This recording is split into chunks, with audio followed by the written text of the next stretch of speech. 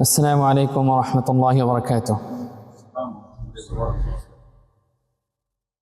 عن أبي سعيد الخدري رضي الله عنه أن النبي صلى الله عليه وسلم قال: كان في من كان قبلكم رجل قتل 99 نفسا.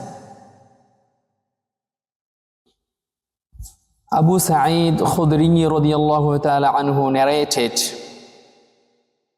Prophet sallallahu alaihi wasallam said,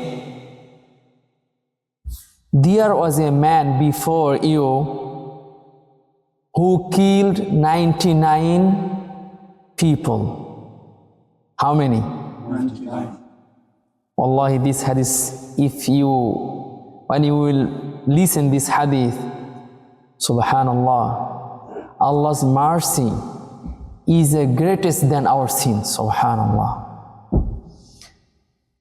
فَسَأَلَ أَنْ أَعْلَمِ أَهْلِ الْأَرْضِ.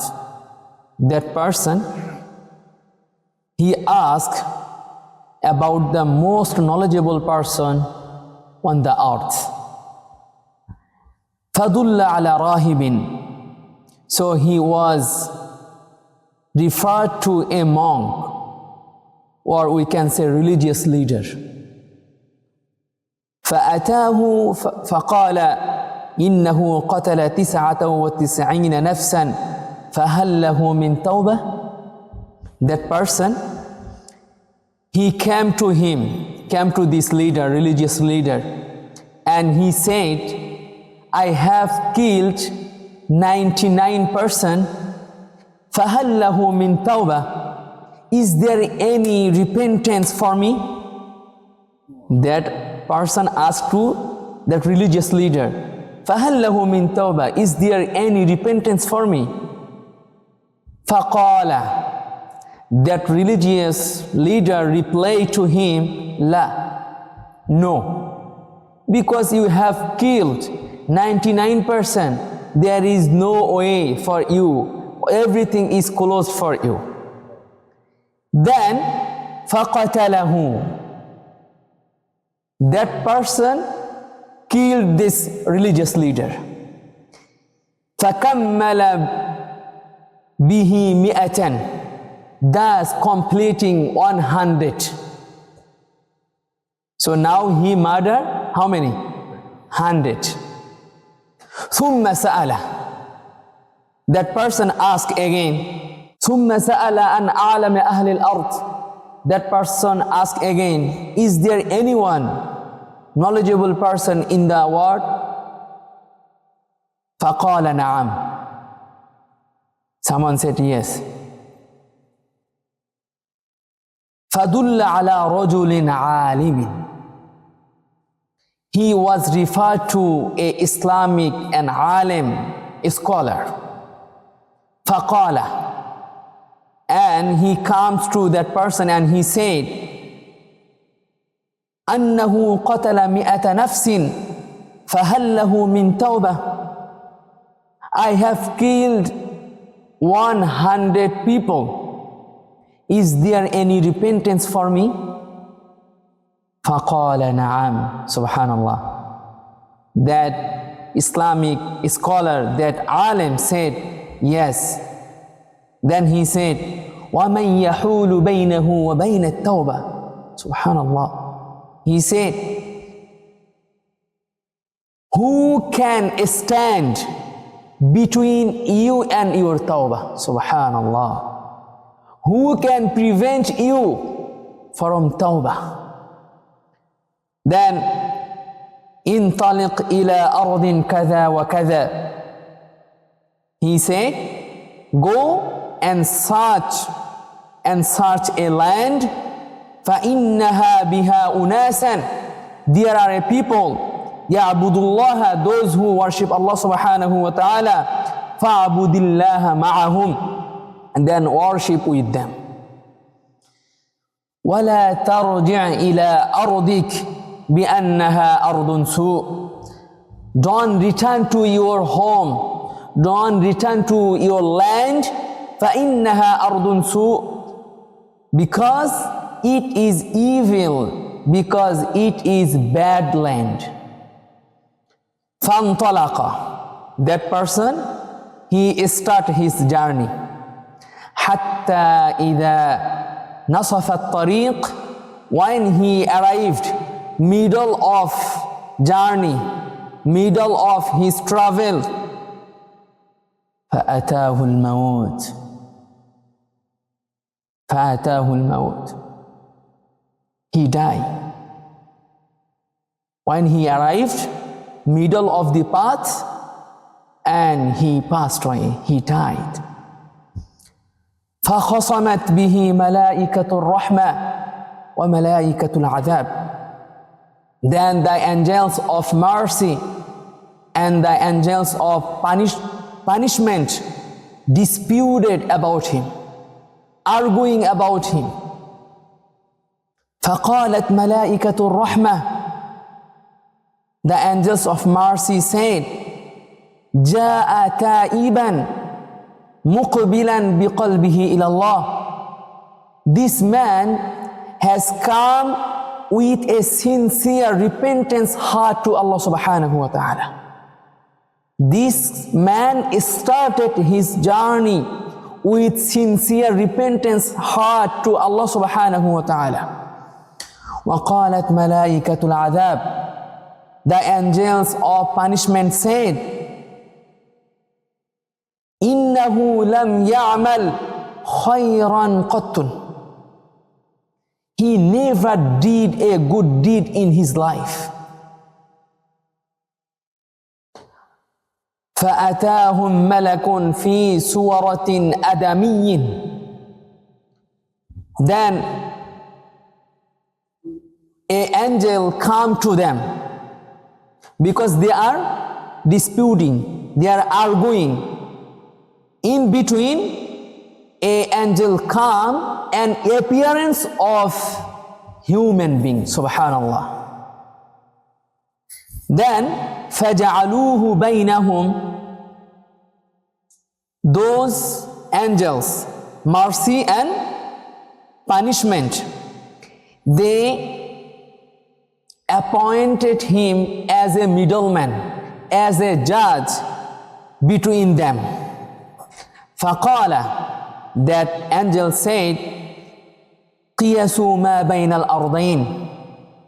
He said, measure the distance between two land, because he passed through a middle of path, and that middleman, that middle person, he said, measure between two land.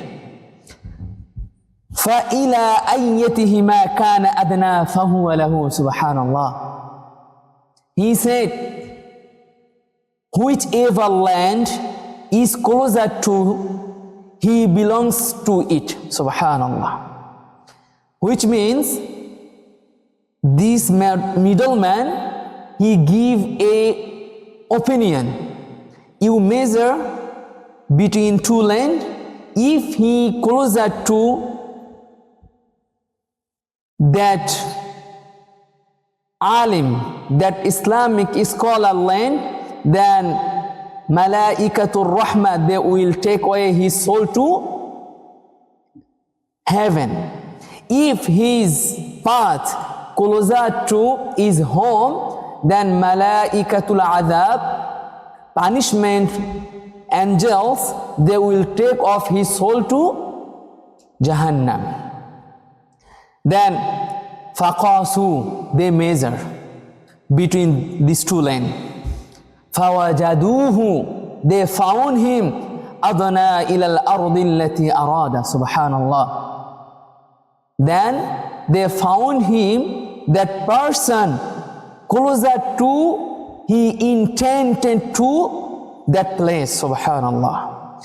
Then فَقَبَضَتْهُ مَلَائِكَةُ الرَّحْمَةِ. Subhanallah, the angels of mercy took his soul to heaven. Subhanallah.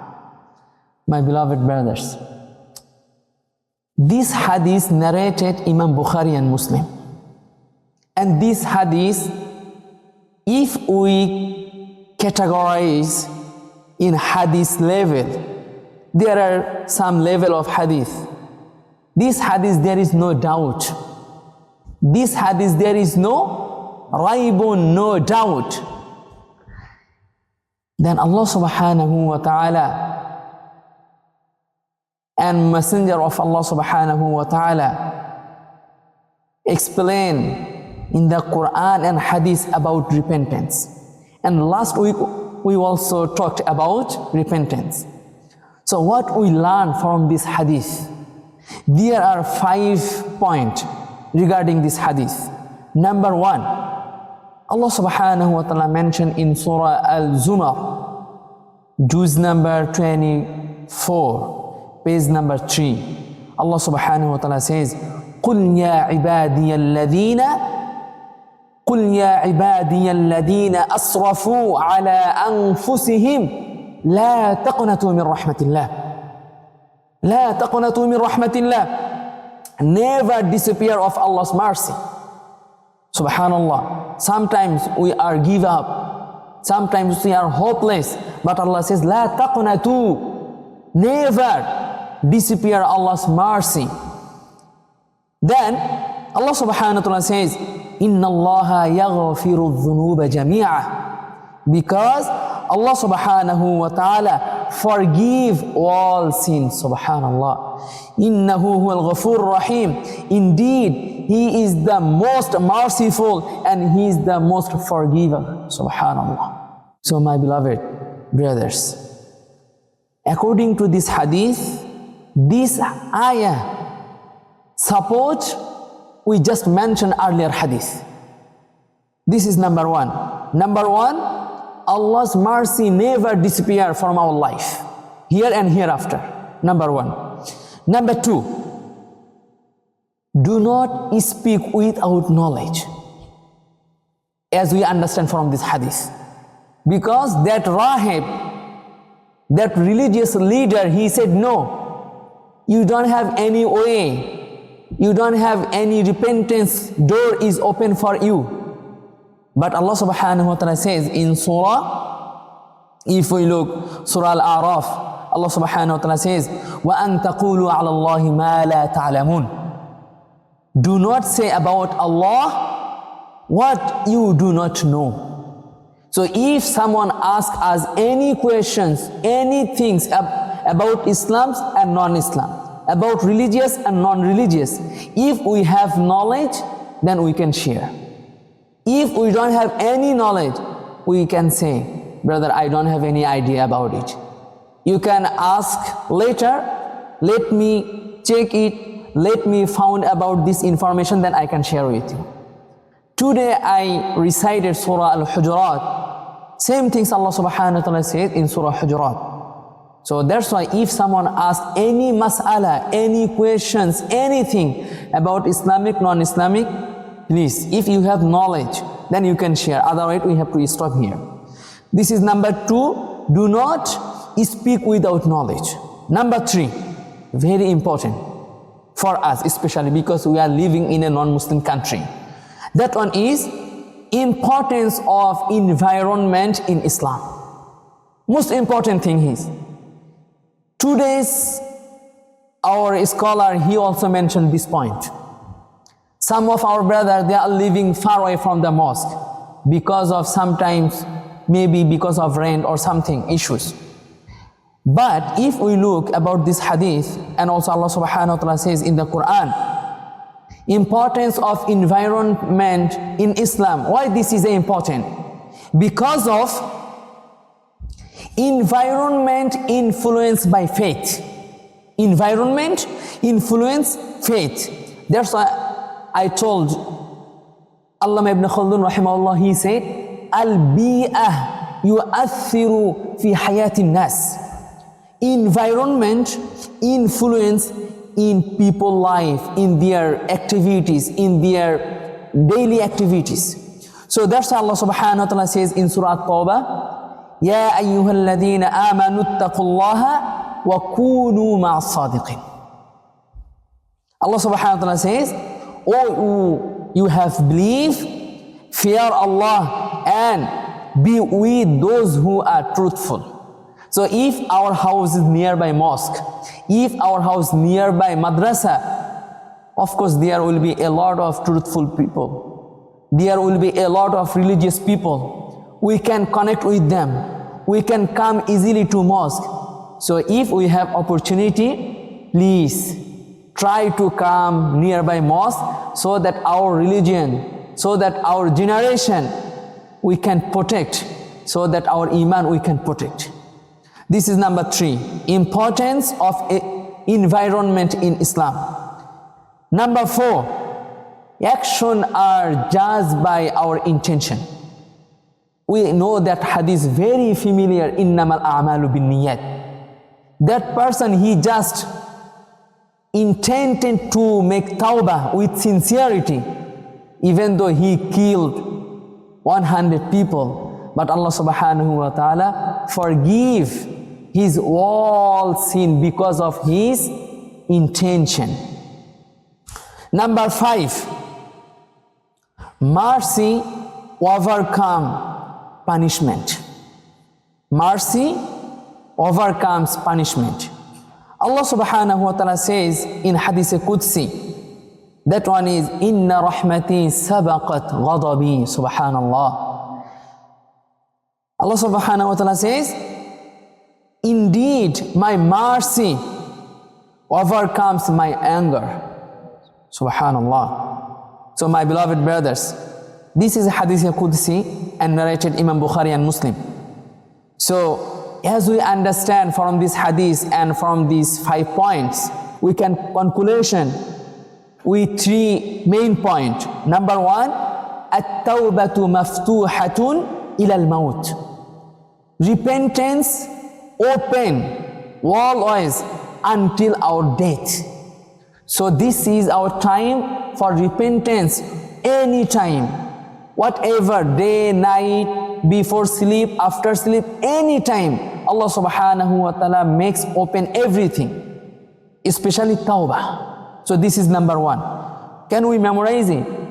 Tawbah is open until death. Number 1. Number 2, al-ibratu bil khawatimi wan niyat. Judgment is based on ending and intention. This is number 2. So if our intention and if our ending is good, we can say everything is good. So now the question is, how can we say our ending will be good? If our previous activities, actions, everything is good, inshallah, our ending will be good, inshallah. So this is number 2.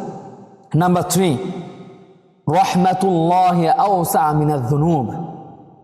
That one is, Allah's mercy is greatest than our sin, subhanallah. So we can share these 3 message to our family members, inshallah. May Allah give us tawfiq for frequently repenting to Allah subhanahu wa ta'ala, frequently doing istighfar to Allah subhanahu wa ta'ala, and we can encourage about istighfar, tawbah among our family members. Amin ya Rabbal Alameen.